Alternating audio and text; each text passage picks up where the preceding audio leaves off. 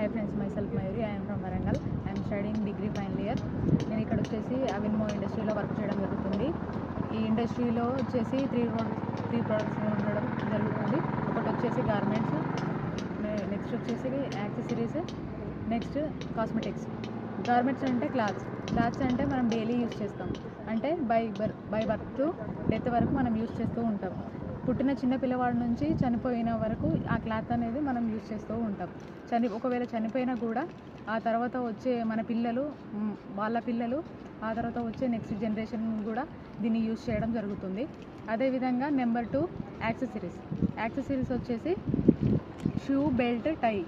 Example చూసుకున్నట్లయితే మనం స్కూల్లో చిన్నపిల్లలు వాళ్ళు కిడ్స్ని చూసుకున్నట్లయితే వాళ్ళు షూ, టై, బెల్ట్స్ లేనిది మాత్రం వాళ్ళకి స్కూల్లో అలో అనేది చేయరు.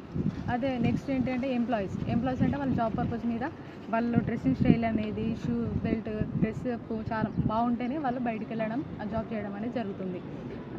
అదర్వైజ్ వాళ్ళు బయటికి వెళ్ళడం జరగదు కాబట్టి అవి కూడా చాలా ఇంపార్టెంట్. నెక్స్ట్ వచ్చేసి కాస్మెటిక్స్ వచ్చేసి బ్యూటీ ప్రొడక్ట్స్ అంటే ఫర్ ఎగ్జాంపుల్ చూసుకున్నట్లయితే మనం సినీ ఇండస్ట్రీలో చూసుకుంటే వాళ్ళు ఎక్కువ యూజ్ చేస్తారు. వాళ్ళు మేకప్ ఉంటేనే వాళ్ళు యాక్టింగ్ చేస్తారు. వాళ్ళు ఒక సినీ ఇండస్ట్రీలో ఉండడం జరుగుతుంది. వాళ్ళు మేకప్ లేనిది బయటికి రావడం అనేది జరుగుతుంది. వాళ్ళు చూసుకున్నట్లయితే ఒక చిన్న ఫెయిర్ అండ్ లవ్లీ కానీ, చిన్న క్రీమ్స్ కానీ, లేకపోతే బాడీ లోషన్స్ కానీ, లేకపోతే షాంప్స్, సోప్స్, ఇవన్నీ యూజ్ చేయడం జరుగుతుంది. ఇవి లేనిది మనం బయటికి వెళ్ళడం, అవి లేకుండా చూడరు కూడా. కాబట్టి ఇవన్నీ గార్మెంట్స్, యాక్సెసరీస్, కాస్మెటిక్స్ అనేది మనకు మోస్ట్ ఇంపార్టెంట్. వీటికి ఎండ్ అనేది ఉండదు. ఇవి ఎండ్లెస్ ప్రోడక్ట్స్ చెప్పుకోవచ్చు. అదేవిధంగా మన బ్రాండ్ వచ్చేసి నేషనల్ బ్రాండ్. గోల్ ఏంటంటే నేషనల్ టు ఇంటర్నేషనల్ తీసుకుపోవడం దీని యొక్క గోల్. మనం బయట చూసుకున్నట్టయితే రోబోట్స్ ఇవి అనేది పెరగడం జరుగుతుంది. దానివల్ల మనకి ఏమవుతుంది, నిరుద్యోగులు అనేది అధికమవుతుంది. ఎవరైతే ఉన్నారో, అన్ఎంప్లాయ్స్ అయితే ఎవరు ఉన్నారో వాళ్ళకి అది జాబ్ అనేది, వాళ్ళకి వర్క్ అనేది వాళ్ళకి అసలు దొరకడం లేదు. కాబట్టి నెక్స్ట్ వచ్చే జనరేషన్ ఎలా ఉంటుందంటే ఇటు ఈ రోబోట్స్ ఎక్కువ అవ్వడం వల్ల డైరెక్ట్ సేలింగ్ బిజినెసే ఎంచుకోవడం జరుగుతుంది. ఇది అనేది చాలా యూజ్ అవుతుంది.